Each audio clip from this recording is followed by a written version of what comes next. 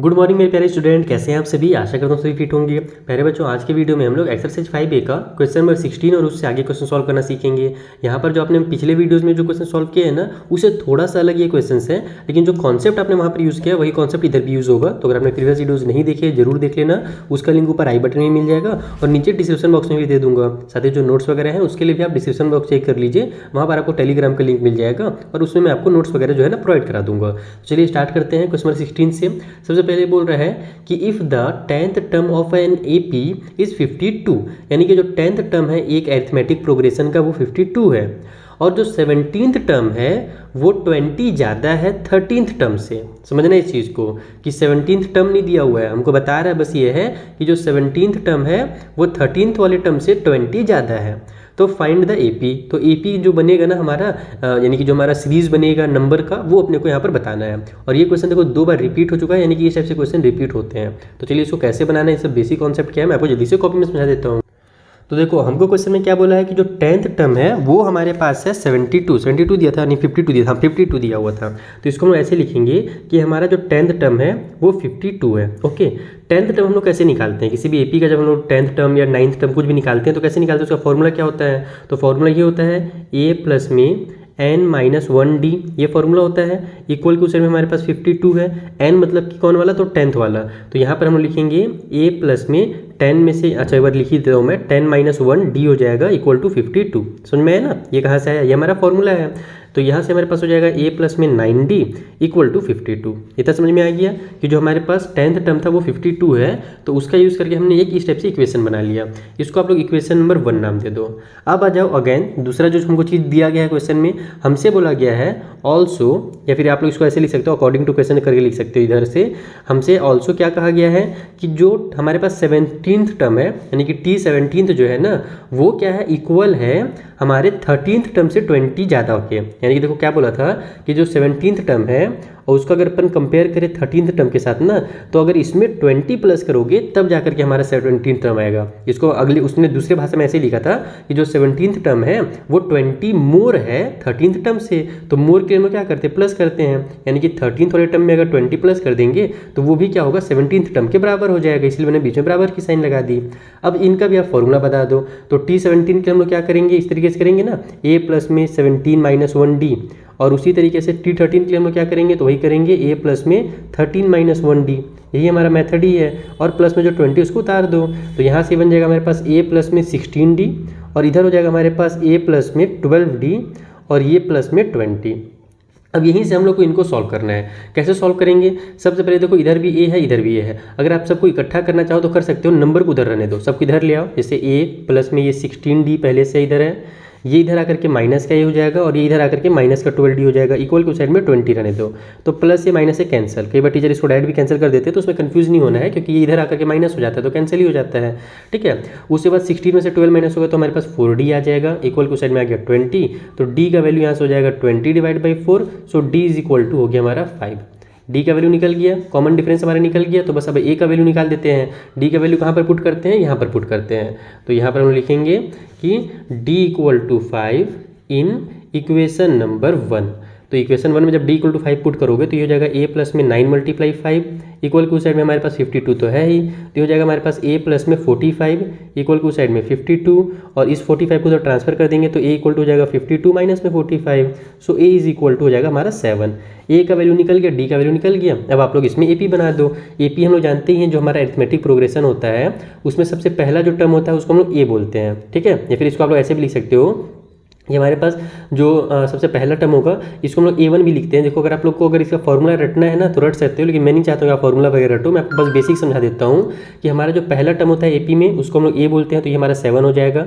जो दूसरा टर्म होता है वो इस A को, यानी पहले वाले टर्म में D को मिलाने से आता है। D का मतलब क्या होता है, D का मतलब ये होता है कि सेकेंड वाले टर्म में से पहला टर्म को माइनस करना। जैसे कि मान लो कि मैं एक AP लिखता हूँ, 3 हो गया, 6 हो गया, 9 हो गया, ये मैंने एक AP लिखा है। अब मुझे D अगर निकालना है तो मैं क्या करूँगा, इस 6 में से या फिर इस 6 में से 3 को माइनस कर दूंगा, तो 6 - 3 = 3 ही आ जाएगा हमारा D का वैल्यू। तो हम लोग जो डी का वैल्यू निकलता है ना, तो हम लोग को अगर ए पी बनाना है तो हम लोग क्या जानते हैं कि पहले वाले में डी प्लस कर दो तो दूसरा वाला निकल जाएगा। देखो 3 में 3 प्लस करोगे तो 6 आ जाएगा, फिर 6 में फिर से डी प्लस करोगे तो 9 आ जाएगा। तो इस तरीके से हमारा ए पी बनता है। तो पहला टर्म अगर 7 है तो दूसरा टर्म 7 + 5 निकल करके आ जाएगा। फिर तीसरा टर्म हमारे पास, पहले इसको हम लोग लिख लेते हैं, तो 7 प्लस में हमारे पास ये 12 हो जाएगा। सॉरी यार, प्लस लगा दी गलती से, ये हमारे पास 7, फिर हमारे पास सेकंड वाला जो है 12 हो जाएगा। फिर 12 में फिर 5 प्लस कर दो तो हमारे पास 17 हो जाएगा। फिर 17 में फिर 5 प्लस कर दो तो हमारे पास कितना हो जाएगा, 22 हो जाएगा। तो इस तरीके से हमारा ये जो है ना ए पी बन रहा है। तो यही हमारा ए पी हो जाएगा। तो आप लोग फॉर्मूला वगैरह रटने की जरूरत नहीं है, आप लोग डायरेक्ट अपना बेसिक कॉन्सेप्ट क्लियर रखो कि हमारा पहला टर्म तो ए होता है, और उसके बाद फिर हम लोग सब में 5 प्लस करते जाएंगे तो हमारे पास आगे के जो टर्म्स है ना वो निकलते जाएगा, क्योंकि जो 5 है वही हमारा कॉमन डिफरेंस है। तो कॉमन डिफरेंस सब में वही रहता है, सेम रहता है। जैसे देखो इसके बाद का अगर मुझे नंबर जानना रहे तो मैं क्या करूँगा, 9 में कॉमन डिफरेंस को प्लस कर दूंगा तो 9 और 3 हमारा 12 हो जाएगा। तो अगला नंबर जो हमारा 12 होगा इस वाले ए पी का। तो ये सब बस कॉन्सेप्ट क्लियर रखना है आपको। तो देखो कितना सिंपल सा क्वेश्चन था। तो बेसिक कॉन्सेप्ट वाले क्वेश्चंस को कॉन्सेप्ट के साथ बनाना है। आई होप आपको अच्छे समझ में आ गया होगा। कॉन्सेप्ट इस पावर ये चीज़ अच्छे जानते हो आप लोग। हम लोग फिलहाल आगे बढ़ते हैं और अगले क्वेश्चन को बनाते हैं। अब आ जाओ इस वाले क्वेश्चन में, और यहाँ पर ये जो क्वेश्चन है दोनों सेम टू सेम है और दोनों रिपीट हो चुके हैं सीबीएसई में। इसमें बोल रहा है find the middle term of AP 6, 13, 20 and last में हमारे पास 216 है। ये लास्ट टर्म दिया हुआ है, ठीक है। तो इस टाइप से क्वेश्चन आपको पहले भी दिया हुआ था। यहाँ पर पूछ रहा था ना हाउ मेनी टर्म्स देयर वाला, तो इसी कॉन्सेप्ट को यूज करके ये क्वेश्चन बनेगा। अगर आपने वो वीडियो देखा तो आपको अच्छे समझ में आ जाएगा। हम लोग क्या करेंगे, सबसे पहले ये पता करेंगे कि इसमें टोटल कितने टर्म्स हैं। लास्ट वाला टर्म हम लोग देखेंगे कि ये जो लास्ट में 216 आ रहा है ना, ये कौन से नंबर पे आ रहा है, कौन से टर्म पे आ रहा है। तो जब हमको टोटल टर्म्स पता चल जाएगा तो हम लोग उसमें फिर मिडिल टर्म निकाल लेंगे, और फिर मिडिल टर्म निकाल करके उसका जो वैल्यू है वो पता कर देंगे। समझ में आया कैसे करना है, ये मैं कॉपी में समझाता हूँ। तो देखो ये हमको एपी दिया हुआ है, जहाँ पर पहला जो टर्म है वो 6 है, और कॉमन डिफरेंस अगर देखा जाए, डी का वैल्यू देखा जाए तो 13 - 6 = हमारे पास 7 हो जाएगा। हम लोग के पास लास्ट वाला टर्म है ना, तो हम लोग लिखेंगे कि हमारे पास टी एन की जो वैल्यू है लास्ट में वो 216 दी हुई है। हम लोग को यहाँ से एन का वैल्यू निकालना है, यानी कि जो 216 है वो कौन से नंबर पे आ रहा है ये देखना है। तो वही फॉर्मूला लगा देंगे ए प्लस में n - 1 डी वाला, और यही फॉर्मूला से हम लोग इसको सॉल्व करेंगे। इक्वल टू 216, ए का वैल्यू कितना भैया, तो ए का वैल्यू हमारे पास 6 है, तो यहाँ पे 6 लिख लो। प्लस में यहाँ हो जाएगा हमारे पास n - 1, और मल्टीप्लाई में डी का वैल्यू 7 है, इक्वल टू साइड में हमारे पास 216 हो जाएगा। पहले 6 को उधर ट्रांसफर कर दो, तो n - 1 × 7 इक्वल टू हो जाएगा, देखो 6 इधर प्लस में, इधर जाकर के 216 के साथ ये माइनस में हो जाएगा। तो यहाँ से हमारा n - 1 और मल्टीप्लाई में जो 7 है वो हो जाएगा 210 के बराबर। तो अब हम लोग 7 को भी इधर ट्रांसफर कर देंगे, तो n - 1 इक्वल टू हो जाएगा 210 डिवाइड बाई 7, क्योंकि इधर मल्टीप्लाई में तो आकर डिवाइड में हो जाएगा। 7 × 7, 7 × 3 = 21, और ये 0 उतर जाएगा, तो 30 आ गया। n - 1 = 30 हो गया, तो n का जो वैल्यू होगा वो 30 + 1, तो n = हो गया 31। ये सबसे जरूरी चीज़ है, इसको ध्यान रखना ना कि n का जो वैल्यू है वो हमारा 31 निकल करके आ गया। इसका मतलब ये हुआ कि ये जो हमारा लास्ट वाला टर्म है ना वो 31st नंबर का टर्म है। इसमें टोटल, इस वाले एपी में टोटल 31 टर्म्स हैं। तो अब यहाँ पर आप लिखोगे कि there are 31 terms in this AP. इस एपी में टोटल 31 टर्म है। अब हम लोग क्या करना है, मिडिल टर्म निकालना है। तो पहले तो अपन मिडिल टर्म निकालने का एक तरीका मैं आपको जल्दी से बता देता हूँ कि कभी भी आपको मिडिल टर्म निकालना हो कि मिडिल वाला नंबर कौन सा होगा, तो टोटल जितने भी टर्म्स हैं उसमें आप लोग 1 प्लस करोगे। 31 है ना, तो 31 + 1 करोगे और फिर उसके बाद 2 से डिवाइड दोगे। ये नहीं कि 31 को 2 से डिवाइड दे दी तो गलत आ जाएगा। तो 31 + 1 इक्वल टू हमारे पास हो जाएगा 32 डिवाइड बाई 2, तो फिर इक्वल टू हो जाएगा 16th, यानी कि बीचों बीच में जो है ना वो 16th टर्म आएगा। जैसे देखो पहले शुरू में 15 टर्म होगा, बाद में 15 टर्म होगा, तो इधर 15 और इधर 15 टोटल 30 हो गया। तो बीचों बीच में कौन सा टर्म होगा, 16th वाला टर्म होगा ना, तो वही मिडिल टर्म, यानी इसी टाइप से वहाँ पर हम लोग को +1 करके निकालना है। तो हमको यहाँ पर 16th टर्म निकालना है, तो अपने को 16th टर्म का वैल्यू पता करना है ना। तो T16 के लिए हम लोग फिर से वही करेंगे, a प्लस में n - 1d वाला फॉर्मूला लगा देंगे, यानी कि a के बदले में 6 लिखेंगे, n की जगह पर 16 - 1 कर देंगे, और मल्टीप्लाई में d यानी कि 7 हो जाएगा। तो ये हो जाएगा 6 प्लस में 15 × 7, तो 15 7 हो जाएगा हमारे पास 105, तो 16 प्लस में 105 हो गया, इक्वल टू हो जाएगा हमारे पास 111, यानी कि जो हमारे पास 16th टर्म है वो 111 है। तो इस तरीके से आपको मिडिल टर्म निकालना था। आई होप आपको अच्छे समझ में आ गया होगा इसका कॉन्सेप्ट क्या है। अब हम लोग अगला जो क्वेश्चन उसको भी बनाते हैं, वो भी एकदम सिमिलर क्वेश्चन है। तो देखो सेकंड टाइम में भी वही करना है अपने को। सेकंड वाले क्वेश्चन में 18th वाले में हमको यहाँ भी मिडिल टर्म निकालना है और ये हमारे पास एपी दिया हुआ है, अरिथमेटिक प्रोग्रेशन दिया हुआ है। सबसे पहले ए का वैल्यू देखो तो हमारे पास 10 है और डी का वैल्यू देखो तो 7 में से 10 माइनस करेंगे सेकंड में से फर्स्ट वाले को तो -3 आ जाएगा डी का वैल्यू। हमारे पास लास्ट वाला टर्म है, हमारे पास टी एन की जो वैल्यू है लास्ट वाला वो हमारा -62 है। तो बस हम लोग देखते हैं कि -62 जो है वो कौन से नंबर पे आ रहा है। फॉर्मूला लगा दो a प्लस में n-1 डी वाला और सॉल्व कर दो इक्वल टू -62 लिख करके। a का वैल्यू हो गया 10, यहाँ पर n-1 मल्टीप्लाई में -3 हो जाएगा इक्वल के उस साइड में माइनस का 62 है। इस 10 को इधर भेजूंगा तो ये भी प्लस में इधर जाकर के माइनस में हो जाएगा तो n-1 मल्टीप्लाई में -3 इक्वल के उस साइड में -62 और माइनस का 10 हो जाएगा। तो ये बन गया हमारा n-1। देखो इधर तो हमारे पास कितना आ जाएगा, ये माइनस का 72 आ जाएगा। अब मैं -3 को भी एक ही बार में ट्रांसफर कर देता हूँ, नहीं तो फिर मुझे अगला स्टेप फिर से एक ही चीज़ लिखना पड़ेगा। आप तो इतना सीख ही चुके हो कि मल्टीप्लाई में 3 जाकर इधर डिवाइड में आ जाएगा तो माइनस से माइनस कैंसिल, 3 1 जा 3, यहाँ पर हो जाएगा हमारे पास 3 2 जा 6, 1 आगे गया तो 3 4 जा 12 यानी कि 24 आ गया। तो n का जो वैल्यू होगा वो 24 + 1 हो जाएगा। ये -1 इधर जाकर के +1 कर लेगा 24 के साथ तो n का जो वैल्यू 25 आ गया। यानी कि टोटल कितने टर्म्स हो गए, तो टोटल यहाँ पर हमारे पास, इसको आप लोग शॉर्टकट में ऐसे भी लिख सकते हो, टोटल नंबर ऑफ टर्म्स जो है वो हमारे पास होगा यहाँ पर 25। तो हमारा जो मिडिल टर्म होगा वो कौन सा होगा, तो जैसा कि मैंने आपको सिखाया है कैसे करना है आपको मिडिल टर्म निकालने के लिए, वो आपको करना है 25 में 1 प्लस और डिवाइड बाई 2।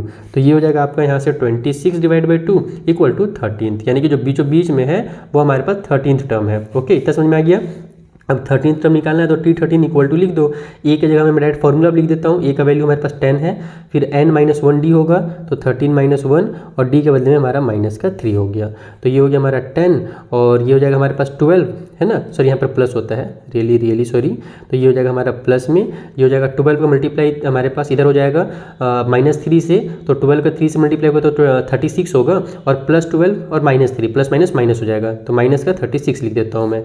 अब ये हमारे पास प्लस में और ये माइनस में है तो प्लस माइनस फिर से भी माइनस हो जाएगा। 36 में से 10 माइनस करो तो हमारा 26 आ जाएगा, लेकिन बड़े नंबर माइनस की साइन है तो साइन माइनस की लग जाएगी, यानी कि जो हमारे पास T13 होगा जो मिडिल टर्म होगा ना वो माइनस का 26 होगा। ये हमारा क्वेश्चन नंबर 18 भी कंप्लीट हो गया। चलिए आगे बढ़ा जाए।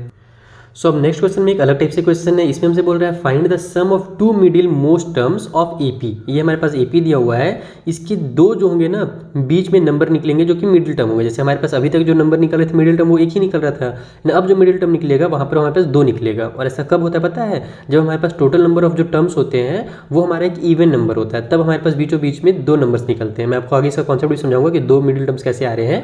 पहले हम लोग क्या करेंगे, 2 मिडिल टर्म्स निकालने के लिए हम लोग को पहले तो पता करना पड़ेगा कि टोटल टर्म्स कितने हैं। तो जो चीज़ें यहाँ पर हम सॉल्व कर रहे थे वैसे यहाँ पर पहले आधा सॉल्व कर लेते हैं, बाकी जो बचा हुआ कॉन्सेप्ट रहेगा मैं आगे समझाऊंगा आपको। तो देखो ये हमारे पास AP है, यहाँ पर हम लोग सबसे पहले A और D का वैल्यू निकाल लेते हैं। तो A तो हमारे पास दिख ही रहा है -4/3 है। D का वैल्यू यानी कि जो हमारे पास कॉमन डिफरेंस होगा वो इसमें से इसको माइनस करके मिलेगा, तो -1 में से माइनस करेंगे हम लोग -4/3 को, तो ये हो जाएगा हमारे पास -1 प्लस में 4/3। इसको सॉल्व करने का सिंपल सा तरीका है, इसका इसे मल्टीप्लाई और ऊपर में प्लस माइनस कर दो तो 3 1 जा 3 हो जाएगा। तो यहाँ माइनस की साइन है ना तो माइनस का 3 होगा और प्लस में 4 और डिवाइड बाई में हमारा 3 हो जाएगा। तो ये बन गया हमारे पास 1/3 क्योंकि प्लस माइनस माइनस होगा, बड़े नंबर प्लस की साइन है तो प्लस का साइन, तो ये D का वैल्यू निकल गया। ठीक है, इतना समझ में आ गया A और D का वैल्यू। अब अपन यहाँ पर से देखते हैं कि लास्ट वाला जो टर्म है वो कौन सा है, तो 4 and 1/3 है। तो हम लोग यहाँ पे लिखेंगे कि हमारे पास Tn इक्वल टू 4 and 1/3 है। इसको हम लोग यहाँ पर क्या बोलते हैं मिक्स इम्प्रॉपर में कन्वर्ट कर देते हैं, तो 4 3 जा 12 और 1 13 हो जाएगा। तो 13/3 जो है हमारे पास वो लास्ट वाला टर्म है। तो हम लोग इसको फिर से वही काम करेंगे, A प्लस में n-1d वाला फॉर्मूला लगा देंगे जल्दी से। 1d इक्वल टू हमारे पास 13/3 है, तो A का वैल्यू कितना भैया -4/3 प्लस में हमारे पास n का ही वैल्यू तो निकालना है और D का वैल्यू हमने देखा कि 1/3 था, इक्वल को साइड में 13/3 हो जाएगा। ओके, पहले इसको उधर ले जाते हैं, तो n-1 मल्टीप्लाई में 1/3 इक्वल टू हो जाएगा हमारे पास 13/3 और ये माइनस वाले इधर जाकर के प्लस में 4/3 हो जाएगा। तो हमारा डिनोमिनेटर सेम है तो बस न्यूमरेटर ऐड हो जाएगा। ये बन गया n-1 1/3 इक्वल टू हमारे पास हो जाएगा 17/3। अब इसको इधर ले जाओ, यहाँ पे मल्टीप्लाई में इधर जाकर के उल्टा हो जाएगा, यानी कि n-1 इक्वल टू हो जाएगा हमारा 17/3, मल्टीप्लाई में हमारा 3 ऊपर हो जाएगा और 1 नीचे आ जाएगा। तो यहाँ से 3 से 3 को कैंसिल कर लो तो 17 हो गया n-1 का वैल्यू। तो n इक्वल टू हो जाएगा हमारा 17 + 1 इज इक्वल टू हमारे पास हो जाएगा 18। n यानी कि 18 हो गया। तो जैसे कि मैंने आपको बताया था कि अगर हमारे पास इवन नंबर आता है तो जो मिडिल टर्म हमारे पास होते हैं ना वो 2 निकल करके आते हैं। उन दोनों कैसे निकाला जाता है वो समझना। इसका मैं आपको कॉन्सेप्ट कहाँ पे समझाऊं, जैसे कि यहाँ पे इसका कॉन्सेप्ट समझो ना, नीचे हम लोग सॉल्यूशन करेंगे, इधर आप कॉन्सेप्ट समझो। जैसे कि मान लो हमारे पास टोटल 6 टर्म रहते हैं, 1 2 3 4 5 और ये 6 टर्म ले लिया मैंने। तो अब मुझे अगर इसका मिडिल टर्म देखना है तो कैसे मैं देखूंगा, मान लो मैं इधर से 2 टर्म ले लेता हूँ और इधर से 2 टर्म ले लेता हूँ, तो मिडिल में हमारे पास 2 टर्म आएंगे। अगर मान लो मैं इधर 3 ले लूँ और इधर 2 ले लूँ और इस 3 को अगर मैं मिडिल टर्म बोलूँ तो गलत हो जाएगा ना, क्योंकि मैंने मिडिल टर्म का मतलब क्या होता है कि बीचों बीच के नंबर होने चाहिए, राइट साइड और लेफ्ट साइड का जो पावर होना चाहिए एकदम बराबर होना चाहिए ना। तो अब यहाँ पर जब हमारे पास इवन नंबर होते हैं ना, इवन नंबर मतलब कि जानते हो ना इवन, अरे कैसे नहीं जानोगे यार, आप लोग तो बड़े हो गए हो, क्लास 10 में पहुँच गए, इवन तो जानते ही हो गए, मैं भी कैसे बुद्धू बच्चा हो गया हूँ, आपको बुद्धू समझ नहीं लगा इतना। तो हमारे पास जब इवन नंबर होता है तो बीच में हमारे पास 2 नंबर जो होते हैं ना वो मिडिल कहलाते हैं। जब ऑड रहता है ना तब जैसे मान लो यहाँ पे 7 टर्म्स रहता है टोटल, देखो 1 फिर 2 3 4 5 6 7 ऐसे रहता, तो इधर हम लोग 3 ले लेते और इधर 3 ले लेते, तो बीचों बीच का हमारा मिडिल टर्म 1 निकलता। लेकिन जब हमारे पास इवन नंबर रहता है ना तो इधर बराबर और इधर बराबर करोगे ना तो बीच में हमारे पास 2 टर्म ऑटोमेटिकली आ जाता है। उसी तरीके से यहाँ पर अगर हमारे पास n का वैल्यू हमारे पास एक इवन नंबर आया 18 आया है, इसी अंदर इसमें भी 2 मिडिल टर्म्स होंगे। सो यहाँ पर लिखोगे आप लोग, सो 2 मिडिल टर्म्स आर। अब वो 2 मिडिल टर्म्स कौन कौन से होंगे वो जानना है, तो जल्दी से आप लोग क्या करोगे, पहले तो आप डायरेक्ट इसको डिवाइड दोगे 2 से, क्योंकि हमारा इवन नंबर है। उसके बाद आप लोग इसको करोगे, है ना। इसका मैंने एक बार कॉन्सेप्ट आपको कहाँ पे तो सिखाया है, कहीं पे तो इसको मैंने सिखाया है, अरे n बाई में 2 और n बाई में 2 और +1, ये वाला कॉन्सेप्ट मैंने कहीं ना कहीं आपको जरूर सिखाया है। कहाँ पर सिखाया मुझे याद नहीं आ रहा, नहीं सिखाया है। तो यहाँ पर हमारे पास हो जाएगा 18 बाई में 2, यहाँ पर एंड करके लिखो तो आप लोग 18 बाई में 2 प्लस में 1, तो हमारा एक तो हो जाएगा 9th टर्म, ठीक है, ये 9th टर्म निकल कर क्या आ जाएगा, इसको डिवाइड देंगे तो, और यहाँ पर 9 और ये प्लस में 1 हो जाएगा 10th टर्म, ठीक है। इसको ऐसे करना है, इसको पहले सॉल्व करोगे फिर +1 करोगे तो हमारे पास 10th टर्म, यानी कि 18 टर्म अगर टोटल है तो 9th वाला और 10th वाला जो होगा ना वो इस तरीके से बीचों बीच में आएगा, इधर और इधर बराबर बराबर नंबर हो जाएंगे, तो बीच में अपने को 9th टर्म और 10th टर्म निकलेगा। अब हम लोग को बस इतना ही निकालने के लिए नहीं बोला है, हम लोग को इस बार क्या बोला है, इन दोनों टर्म्स का सम निकालने के लिए बोला है। तो इन दोनों का अगर सम करना है तो 9th टर्म के लिए हम लोग क्या करेंगे, a प्लस इस तरीके से लिखेंगे a प्लस 9 माइनस 1d, और फिर प्लस कर देंगे, इसको मैं ऐसे ब्रैकेट में लगा देता हूँ, और इसमें प्लस कर देंगे 10th टर्म, यानी कि a प्लस में 10 माइनस 1d। समझ में आ गया ना, 9th टर्म का और 10th टर्म का जो वैल्यू है उसका अपने को सम करना है।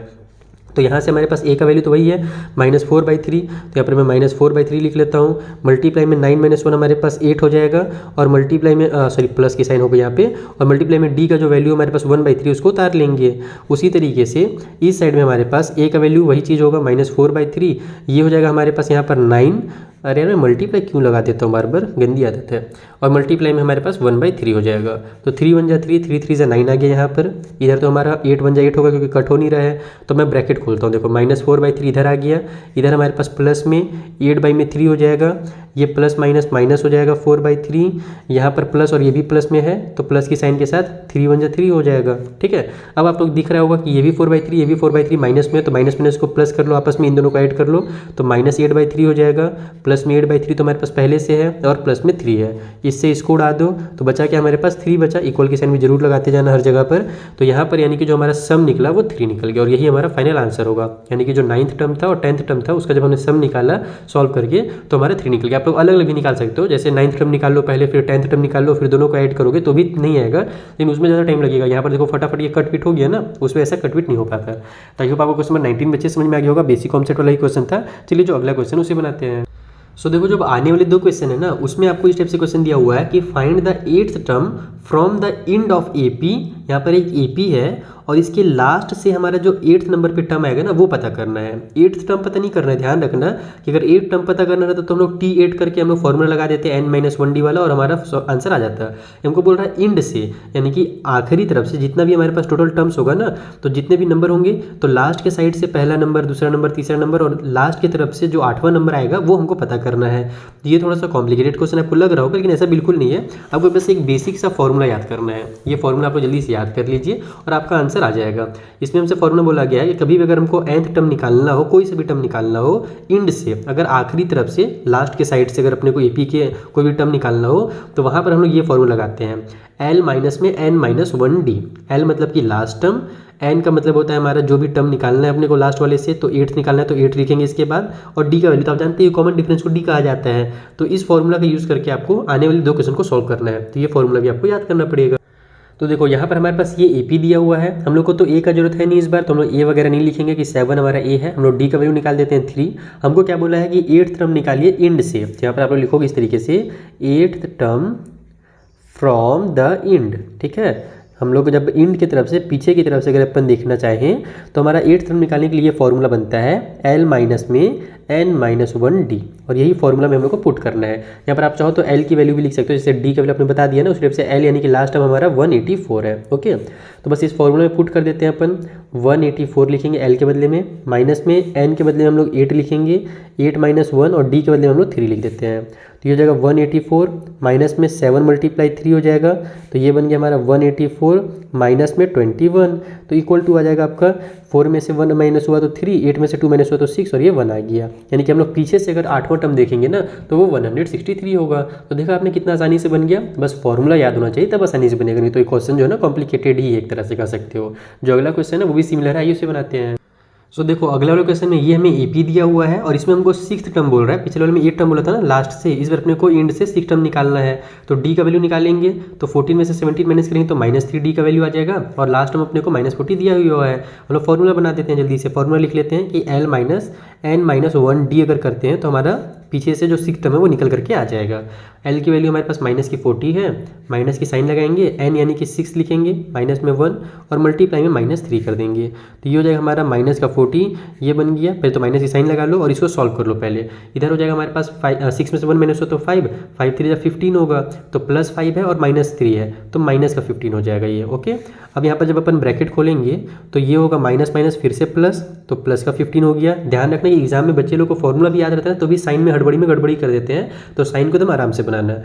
तो प्लस माइनस माइनस हो जाएगा, तो 40 में से 25 माइनस होगा, सॉरी 15 माइनस होगा तो 25 आ जाएगा, और बड़ी रो नंबर 40 में हमारा माइनस की साइन है इसीलिए साइन भी माइनस की लग जाएगी। यानी पीछे से अगर अपन 6th टर्म देखते हैं तो हमारे पास वो माइनस का 25 होगा। तो इस तरीके से आपका ये दोनों क्वेश्चन बन गया। आई होप आपको इसका भी कॉन्सेप्ट क्लियर हो गया होगा। चलिए आगे क्वेश्चन बनाया जाए।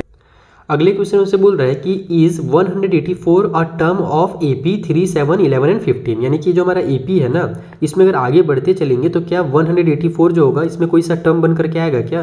तो ये कैसे पता कर सकते हैं हम लोग? तो हम लोग इसमें बेसिक कॉन्सेप्ट यूज़ करके पता कर सकते हैं। ये देखो दोनों क्वेश्चन सेम टू सेम है, आइए मैं इसको कॉन्सेप्ट समझाता हूँ आपको। तो देखो ये हमको AP दिया हुआ है जिसमें पहला टर्म 3 है और कॉमन डिफरेंस जो है वो 4 है, इतना समझ में आ ही गया। अब हम लोग को क्या दिया हुआ है, एक टर्म दिया हुआ है, एक नंबर दिया हुआ है 184, हमको वो चेक करना है कि इस वाले AP का है कि नहीं है। ठीक है, तो हम लोग लिखेंगे कि TN की जो वैल्यू है वो अपने को दी हुई है 184, इतना समझ में आ गया। हम लोग देखते हैं कि A + n-1D वाला फॉर्मूला लगाते हैं तो हमारा जो 184 है ना वो कौन सा टर्म बनता है। अगर कोई सा टर्म बन गया, n का कुछ वैल्यू निकल करके अच्छे से आ गया तो हम लोग समझ जाएंगे कि यस ये हमारा इसी वाले AP का एक टर्म है। और अगर n का वैल्यू अच्छे से नहीं आया तो हम लोग समझ जाएंगे कि नहीं है। अब अच्छे से आने का मतलब क्या है आपको मैं भी समझाता हूँ। पहले तो अपन वैल्यू पुट करते हैं, ये हो जाएगा 3 प्लस में n-1 और D का वैल्यू हमारा 4 है, इक्वल टू में 184 हो गया। 3 को उधर ट्रांसफर करेंगे, इधर प्लस में उधर जाके माइनस में हो जाएगा, तो n-1 मल्टीप्लाई 4 जो होगा वो हो जाएगा हमारा 181, इधर माइनस होगा 184 से तो 181 आ जाएगा। अब 4 को इधर ट्रांसफर कर देंगे तो हो जाएगा हमारा n-1 इक्वल टू हो जाएगा 181 डिवाइड बाई में 4। अब ये देखो यहाँ पर कट होना कैंसिल हो गया, कट ही नहीं होगा यहाँ पर, ना ही ये 2 से कट होगा ना ही 4 से कट होगा, तो अब तो यहाँ पर खेल खत्म। -1 को उधर ट्रांसफर कर दो तो n इक्वल टू हो जाएगा हमारा 181 डिवाइड बाई 4 और इधर जाकर के प्लस का 1 हो जाएगा। तो इसको अगर अपन सॉल्व करते हैं तो n इक्वल टू हो जाएगा हमारा 4 1 जब 4 और उसको ऊपर में ऐड कर देंगे तो 181 + 4 डिवाइड बाई 4 आ गया। तो n का जो वैल्यू होगा 185 डिवाइड बाई 4 आ जा रहा है। तो अभी भी ये क्या हो रहा है, कट हो रहा है क्या? ना ही 2 से कट हो रहा है ना ही 4 से कट हो रहा है, तो ये हमारा एक फ्रैक्शन आ गया। तो जो हमारा n का वैल्यू वो कभी भी फ्रैक्शन नहीं हो सकता। क्यों नहीं हो सकता? क्योंकि हम लोग क्या जानते हैं, जैसे कि मान लो कोई भी AP है तो ये जैसे ये वाला AP को लेता हूँ मैं, तो इसमें ये पहला टर्म है, इसको हम लोग क्या बोलते हैं, फर्स्ट टर्म बोलते हैं। ठीक है, उसके बाद हम लोग इसको सेकंड टर्म बोलते हैं, इसको थर्ड टर्म बोलते हैं, इसको फोर्थ टर्म बोलते हैं, आगे आएगा 5th टर्म 6th टर्म, इस टाइप से आएगा। कहीं पे कोई ऐसा टर्म थोड़ी है जिसको हम लोग फ्रैक्शन वाला टर्म बोलें। यानी कहने का मतलब है कि अब सेकेंड वाले टर्म को तो मैं सेकेंड टर्म बोलूँगा ना, इसको मैं ये तो नहीं बोलूँगा कि ये 1/2 टर्म है मेरा।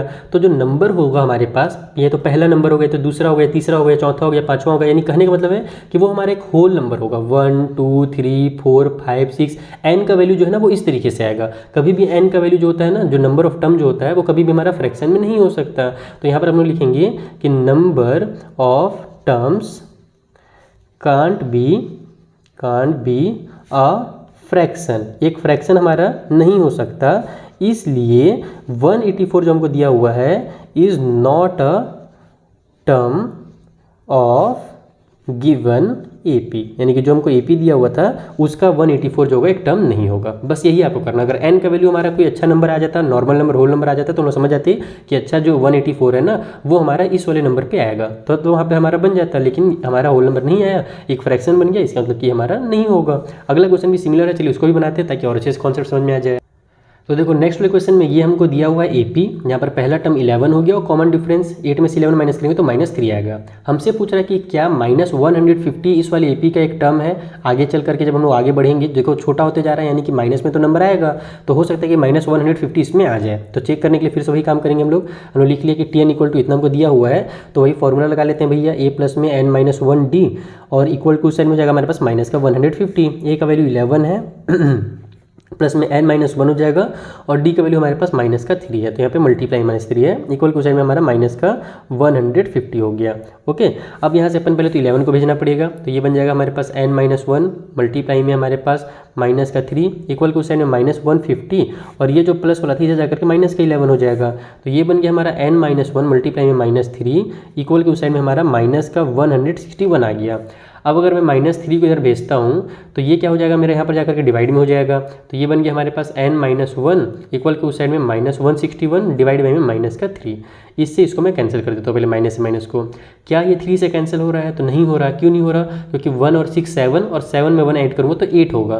तो जो सम है वो हमारा 3 से डिविजिबल नहीं आ रहा है, तो ये नंबर भी 3 से डिविजिबल नहीं होगा। अब हम लोग -1 को उधर भेज के देखते हैं, तो n इक्वल टू हो जाएगा हमारा 161 डिवाइड बाई में हमारा 3 प्लस में 1 हो गया। तो अगर इसको अपन यहाँ पे लिखें तो n इक्वल टू हो जाएगा 161 प्लस में 3 डिवाइड बाई 3 1 3 होता है, तो उसी को मैंने ऊपर में ऐड कर दिया। तो n इक्वल टू हो जाएगा 164 और डिवाइड बाई में 3। अब कट हो रहा है क्या? तो 6 और 4 10 और 1 प्लस कर देंगे तो 11 आ जाता है। तो 11 3 से कट नहीं होता, यानी कि अभी भी 3 से कट नहीं होगा, इसलिए ये भी हमारा जो है ना नहीं है। यानी कि 100 माइनस में जो 50 दिया हुआ है 150 वो भी हमारा इस वाली AP का पार्ट नहीं होगा। तो पिछले बार जैसे मैंने स्टेटमेंट आपको लिखने सिखाया था वैसे सिंपल से स्टेटमेंट यहाँ पर आप लोग लिख सकते हो। तो इस तरीके से आपका क्वेश्चन नंबर 22 और 23 भी कंप्लीट होता है। चलिए आगे क्वेश्चन देखते हैं उसमें क्या थोड़ा अलग क्वेश्चन दिया हुआ हो। सो आने वाले 2 क्वेश्चन में हमसे क्या पूछ रहा है ना कि which term of the AP is the first negative term. और ये क्वेश्चन भी 2017 में देखो आ चुका है बबुआ, यानी कि लेटेस्ट क्वेश्चन है हमारे पास, इंपॉर्टेंट क्वेश्चन है ये दोनों क्वेश्चन है ना। यहाँ पर हमारे पास बस नंबर को फ्रैक्शन वगैरह बना के दे दिया गया है, बाकी इसमें भी वही क्वेश्चन है कि कौन सा जो टर्म होगा पहला नेगेटिव टर्म होगा। जैसे देखो हमारा ये क्या हो रहा है, रिड्यूस होते जा रहा है ना, यानी कि आगे जा करके एक ना एक समय पर ये नेगेटिव बन जाएगा। उसी तरीके से 20 था, फिर 19 हुआ, फिर 18 हुआ, 17 होगा, तो वैसे ही चल करके आगे में कहीं ना कहीं पर ये भी नेगेटिव हो जाएगा। तो इस तरीके से कौन सा टर्म जो होगा पहला नेगेटिव टर्म होगा ये को पता करना है। ओके, कैसे पता करेंगे आइए मैं आपको कॉपी में समझा देता हूँ। तो देखो यहाँ पर हमको ये AP दिया हुआ है, हमने A का और D का वैल्यू निकाल लिया। अब हम लोग को पता तो नहीं है कि कौन सा टर्म हमारा जो है पहला नेगेटिव होगा, तो हम लोग क्या करेंगे nth टर्म मान लेते हैं कि जो हमारा nth टर्म होगा AP का वो पहला नेगेटिव टर्म होगा। ठीक है, तो यहाँ पर अब हमारे पास ध्यान ये रखना है कि जैसे हम लोग पहले x वगैरह मान के करते थे वैसे यहाँ पर n मान कर रहे हैं। लेकिन मेन कॉन्सेप्ट क्या है इसमें कि अगर अपन इसको नंबर लाइन में रिप्रेजेंट करते, यानी जो भी हमारा नंबर होता है हम लोग क्या जानते हैं, इधर 0 होता है बीच में, इधर +1 होता है और इधर -1 होता है। तो जो निगेटिव नंबर होता है ना वो हमेशा क्या होता है 0 से छोटा होता है और पॉजिटिव नंबर जो होता है 0 से बड़ा होता है। यानी कि हमको तो निगेटिव नंबर का पता करना है, तो वो जो नंबर होगा वो क्या होगा 0 से छोटा होगा। यानी कि जो भी हम लोग टर्म निकालेंगे, जो TN की जो वैल्यू होगी वो क्या होगी, स्मॉलर होगी 0 से। मेन यही कॉन्सेप्ट है, ये अगर आपने समझ लिया तो पूरा क्वेश्चन अब सॉल्व हो जाएगा। जो हमारा TN का वैल्यू होगा वो स्मॉलर होगा 0 से। क्यों 0 से स्मॉलर होगा? क्योंकि हमको वो निगेटिव नंबर निकालना है ना, और निगेटिव नंबर स्मॉलर होता है 0 से। तो बस इसको आप लोग इस तरीके से लिख लो। और हम लोग जानते हैं TN की वैल्यू निकालने के लिए फॉर्मूला लगा देते हैं A प्लस में n-1D और ये हो जाएगा स्मॉलर टू 0। A का वैल्यू हमारे पास 121 है, प्लस में n का वैल्यू अपने को पता नहीं है, माइनस में 1 हो जाएगा। D का वैल्यू हमारे पास माइनस का 4 है, स्मॉलर टू 0। अब इसको आप लोग ट्रांसफर वगैरह नहीं करोगे ना, क्योंकि हमको तो यहाँ से n की वैल्यू पता करनी है जल्दी से कि कौन सा टर्म जो होगा स्मॉलर होगा 0 से। तो हम इसको इधर ही सॉल्व करेंगे। ये हो जाएगा हमारे पास 121, थोड़ा सा नीचे लिखता हूँ, 121 हो गया। इसका इससे मल्टीप्लाई होगा तो माइनस का 4n हो जाएगा, इन दोनों का मल्टीप्लाई होगा तो प्लस का 4 हो जाएगा, स्मॉलर टू 0 कर दो। तो यहाँ से जब सॉल्व करोगे तो ये बन गया हमारा 125 माइनस में 4n और ये हो जाएगा हमारा स्मॉलर टू 0। अब इस 4n को आप उधर ले जाओ तो ये बन जाएगा हमारा 125 इस टाइप से साइन रहेगा, माइनस इधर जाकर के प्लस का 4n हो जाएगा। हमको तो n की वैल्यू चाहिए तो इसको इधर ले आते हैं, तो ये बन जाएगा हमारा 125 डिवाइड बाई में 4 ग्रेटर, इधर हमारा n जो ग्रेटर हो गया ये हमारा स्मॉलर है। ओके, अब अगर इसको डिवाइड देते हैं, इसको मिक्स फ्रैक्शन में कन्वर्ट करते हैं, तो मिक्स फ्रैक्शन में कन्वर्ट करने में कई बार बच्चे कंफ्यूज होते हैं, तो उसका एक छोटा सा ट्रिक ये है, मैंने आपको कई बार पहले भी सिखाया है। आप नॉर्मली इसको डिवाइड दे दो तो 4 3 जा 12 हो जाएगा, बचेगा, सॉरी यहाँ पर माइनस यहाँ लग है, बचेगा हमारे पास ये 5, तो 4 1 जा हमारा 4 हो जाएगा। अब इसको यहाँ पर 1 रिमाइंडर बच गया। तो इसका ट्रिक ये है कि आप इसको एंटी क्लॉकवाइज घुमा दो। जो बच्चे हमसे पहले से पढ़ रहे हैं वो इस ट्रिक को जानते हैं कि हमारा 1 जो है वो ऊपर जाना चाहता है, तो फ्रैक्शन बना करके हम लोग 1 को ऊपर लिखेंगे। 31 हमारा बगल में आना चाहता है तो बगल में 31 को लिखेंगे। 4 हमारा नीचे जाना चाहता है तो नीचे में 4 को लिखेंगे। अगर कोई बच्चा डायरेक्ट जानता है तो बहुत अच्छी बात है, जिसको कन्फ्यूजन होता है ना कहाँ पे लिखना है, तो आप लोग ये वाला ट्रिक जो है मेरा यूज़ कर सकते हो। तो ये जो नंबर होगा वो हमारा स्मॉलर होगा ग्रेटर से, n से। इसको आप लोग ऐसे भी लिख सकते हो कि जो हमारा n है वो क्या है, ग्रेटर है 31st एंड 1/4 वाले टर्म से, यानी कि जो हमारा n का वैल्यू होगा ना वो इस वाले नंबर से ग्रेटर होगा। तो ये अगर हमारा देखो हम लोग जानते हैं कि जो नंबर ऑफ टर्म्स होता है वो फ्रैक्शन तो होता नहीं है, तो इसको तो थोड़ी देर के भूल जाओ। तो यहाँ पर हमारा 31 है, तो 31 के बाद अगला नंबर कौन सा आएगा, अगला कौन सा टर्म आएगा, 32 आएगा। इसका मतलब कि जो n का वैल्यू होगा वो इक्वल होगा 32 के, क्योंकि n जो है देखो ना, n क्या निकल गया, ग्रेटर निकल गया। अभी यहाँ पर भी क्या था, n ग्रेटर था ना, अगर इधर से पढ़ोगे तो n is greater than this number, तो हमने इसको बस इधर ले आया, तो हमारा जो साइन होगा n की तरफ मुड़ जाएगा। ध्यान रखना कि n ग्रेटर था तो ये जो साइन है इधर हो जाएगा, n की तरफ हो जाएगा। तो n जो है इस वाले नंबर से ग्रेटर है, तो इससे ग्रेटर नंबर जो है अपने को अगला लेना है, तो 31 से अगला नंबर जो होगा वो 32 आएगा, यानी n का जो वैल्यू वो 32 है। यानी कि जो 32 जो हमारा टर्म होगा ना वही क्या होगा, इज फर्स्ट निगेटिव टर्म, वो पहला हमारा निगेटिव टर्म होगा। तो इस कॉन्सेप्ट के साथ आपको इस क्वेश्चन को बनाना है। आई होप आपको बहुत अच्छे से समझ में आएगा कॉन्सेप्ट। एक जो अगला क्वेश्चन भी सिमिलर है उसको बनाते हैं, उसके बाद इस वीडियो को पूर्ण विराम देंगे, यानी कि फिर जो क्वेश्चन बचे हुए हैं उसको हम लोग आगे वाली वीडियो में कंप्लीट करेंगे। अगर वीडियो पसंद आ रहा हो तो अपने फ्रेंड के साथ शेयर जरूर कीजिएगा। चलिए अगला क्वेश्चन बनाते हैं। तो देखो यहाँ पर जो अगला क्वेश्चन है सेम वही चीज़ बोल रहा है कि पहला नेगेटिव टर्म बताइए इस वाले हमारे सीरीज़ का, इस वाले एपी का, जहाँ पर पहला टर्म 20 है, डी का वैल्यू निकाल लेते हैं, तो इसमें से इसको माइनस करना पड़ेगा।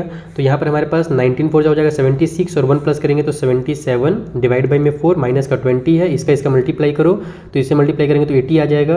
तो 77 माइनस में 80 डिवाइड बाई 4 हो जाएगा, इक्वल टू हो जाएगा हमारा 80 में से 77 माइनस होगा तो 3, बड़े नंबर माइनस के साइन है तो माइनस का साइन लग जाएगा डिवाइड बाई में 4, यानी डी की जो वैल्यू है -3/4 हो गई।